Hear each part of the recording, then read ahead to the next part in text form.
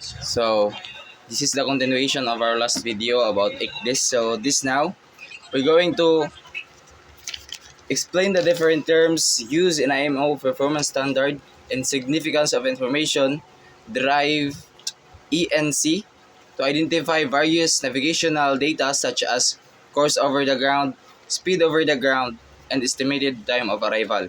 So IMO performance standards defines minimum requirements for various navigational equipments including ICDIS, key terms which are standardized specifically, accuracy levels for data like course over the ground, speed over the ground, and positions, ensuring safe and reliable navigation, electronic navigational ENCs, compliant with the IMO standard, provide the foundational data of calculating COG and SOG with their GPS, positions, and time.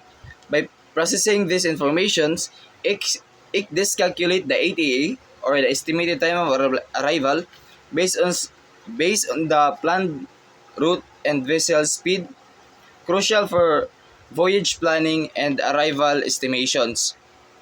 The significance of this data, revealed from ENCs and processed by the ICDIS, lies in its contribution to enhance situational awareness and collision avoidance and efficient voyage management. So, when we say COG and SOG, course over the ground and speed over the ground, it is relation with your vessel and the current, your vessel speed and your vessel course in relation with the current or any um, uh, external effects of the vessel like wind, ocean current, and other um,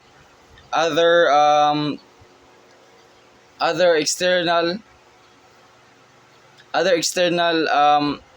circumstances or other external event that may affect your vessel course and speed.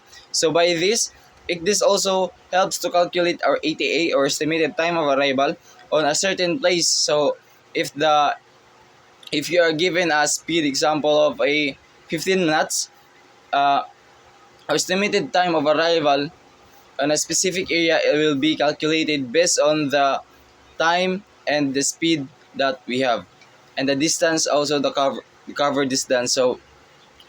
So that's all. That is how the performance standard define it. This COG and SOG. It is used to calculate the uh, time we're going to arrive to our destination.